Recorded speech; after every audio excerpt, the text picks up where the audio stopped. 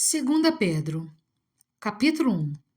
Simão Pedro, servo e apóstolo de Jesus Cristo, aqueles que mediante a justiça de nosso Deus e Salvador Jesus Cristo, receberam conosco uma fé igualmente valiosa.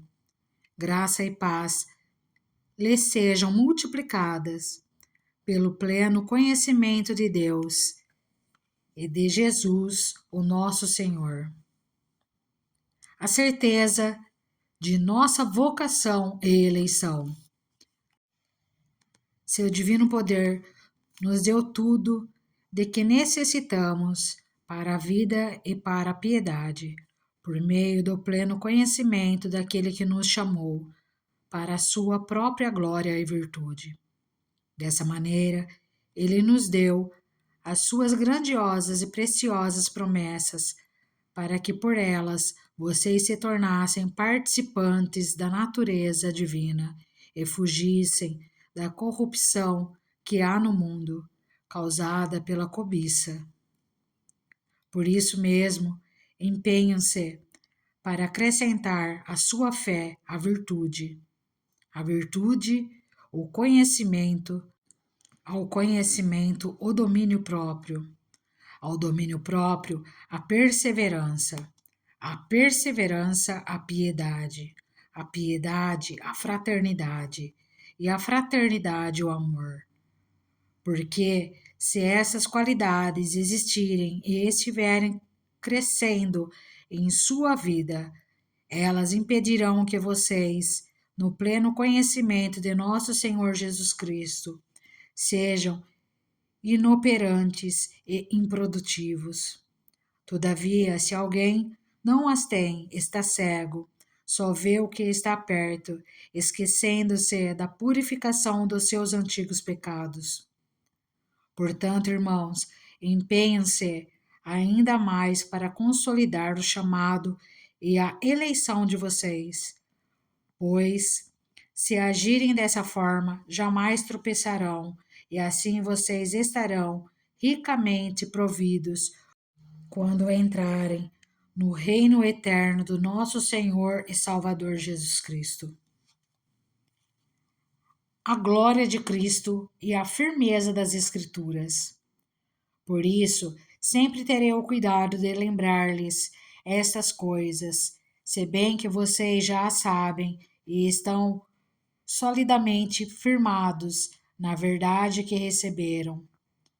Considero importante, enquanto estiver no tabernáculo deste corpo, despertar a memória de vocês, porque sei que em breve deixarei esse tabernáculo, como o nosso Senhor Jesus Cristo já me revelou. Eu me empenharei para que também, depois da minha partida, vocês sejam sempre capazes de lembrar-se dessas coisas. De fato, não seguiremos fábulas engenhosamente inventadas, quando lhes falamos a respeito do poder e da vinda do nosso Senhor Jesus Cristo. Ao contrário, nós fomos testemunhas oculares da Sua Majestade. Ele recebeu honra e glória da parte de Deus Pai, quando da suprema glória lhe foi dirigida a voz que disse: Este é o meu Filho amado, de quem me agrado. Nós mesmos ouvimos essa voz vinda dos céus quando estávamos com ele no Monte Santo. Assim, temos ainda mais firme a palavra dos profetas, e vocês farão bem se a ela prestarem atenção, como a uma candeia que brilha em lugar escuro, até que o dia clareie e a estrela da alva nasça no coração de vocês. Antes de mais nada, saibam que nenhuma profecia da Escritura provém de interpretação pessoal, pois jamais a profecia teve origem na vontade humana, mas homens falaram da parte de Deus, impelidos pelo Espírito Santo. 2 Pedro, capítulo 2. Os falsos mestres e a sua destruição. No passado surgiram falsos profetas no meio do povo, como também surgirão entre vocês falsos mestres. Estes introduzirão secretamente heresias destruidoras, chegando a negar o soberano que os resgatou, trazendo sobre si mesmos repentina destruição. Muitos seguirão os caminhos vergonhosos desses homens, e por causa deles será difamado o caminho da verdade. Em sua cobiça, tais mestres os explorarão com histórias que inventaram. Há muito tempo a sua condenação pairá sobre eles e a sua destruição não tarda. Pois Deus não poupou os anjos que pecaram, mas os lançou no inferno, prendendo-os em abismos tenebrosos, a fim de serem reservados para o juízo. Ele não poupou o mundo antigo quando trouxe o dilúvio sobre aquele povo ímpio, mas preservou Noé, pregador da justiça, e mais 7 pessoas. Também condenou as cidades de Sodoma e Gomorra, reduzindo-as a cinza, tornando-as exemplo do que acontecerá aos ímpios. Mas livrou Ló, homem justo, que se afligia com o procedimento libertino dos que não tinham princípios morais, pois vivendo entre eles todos os dias aquele justo se atormentava em sua alma justa por causa das maldades que via e ouvia. Vemos, portanto, que o Senhor sabe livrar os piedosos da provação e manter em castigo os ímpios para o dia do juízo, especialmente os que seguem os desejos impuros da carne e desprezam a autoridade. Insolentes e arrogantes, tais homens não têm medo de difamar os seres celestiais. Contudo, nem os anjos, embora sendo maiores em força e poder, fazem acusações injuriosas contra aqueles seres na presença do Senhor. Mas eles difamam o que desconhecem e são como criaturas irracionais, guiadas pelo instinto, nascidas para serem capturadas e destruídas. Serão corrompidos pela sua própria corrupção. Eles receberão retribuição pela injustiça que causaram. Consideraram prazer em entregar-se à devassidão em plena luz do dia. São nódoas e manchas, regalando-se em seus prazeres, quando participam das festas de vocês. Tendo os olhos cheios de adultério, nunca param de pecar, iludem os instáveis e têm o coração exercitado na ganância. Malditos, eles abandonaram o caminho reto e se desviaram, seguindo o caminho de Baalão, filho de Beor, que amou o salário da injustiça, mas em sua transgressão foi repreendido por uma jumenta, um animal mudo que falou com a voz humana e refreou a insensatez do profeta. Esses homens são fontes sem água e névoas impelidas pela tempestade. A escuridão das trevas lhes está reservada, pois eles, com palavras de vaidosa arrogância e provocando os desejos libertinos da carne, seduzem os que estão quase conseguindo fugir daqueles que vivem no erro. Prometendo-lhes liberdade, eles mesmos são escravos da corrupção, pois o homem é escravo daquilo que o domina. Se tendo escapado das contaminações do mundo por meio do conhecimento de nosso Senhor e Salvador Jesus Cristo, encontraram-se novamente nelas enredados e por elas dominados, estão em pior estado do que no princípio. Teria sido melhor que não tivessem conhecido o caminho da justiça, do que, depois de o terem conhecido, voltarem as costas para o santo mandamento que lhes foi transmitido.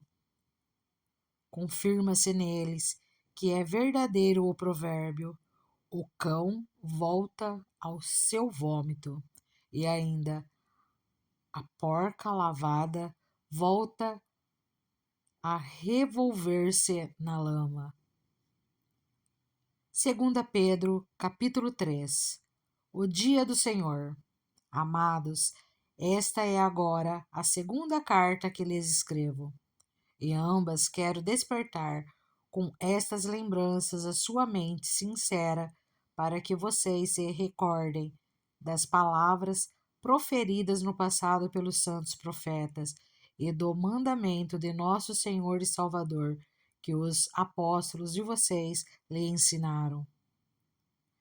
Antes de tudo, saibam que, nos últimos dias, surgirão escarnecedores, zombando e seguindo suas próprias paixões. Eles dirão: o que houve com a promessa da sua vinda? Desde que os antepassados morreram, tudo continua como desde o princípio da criação. Mas eles, deliberadamente, se esqueceram de que há muito tempo, pela palavra de Deus, existem céus e terra.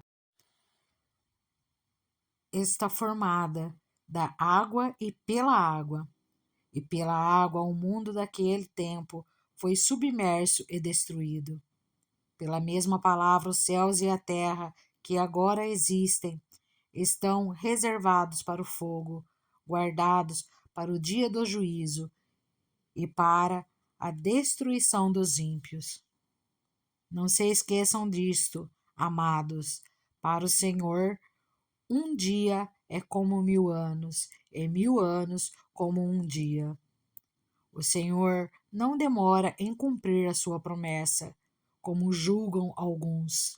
Ao contrário, ele é paciente com vocês, não querendo que ninguém pereça, mas que todos cheguem ao arrependimento. O dia do Senhor, porém, virá como ladrão.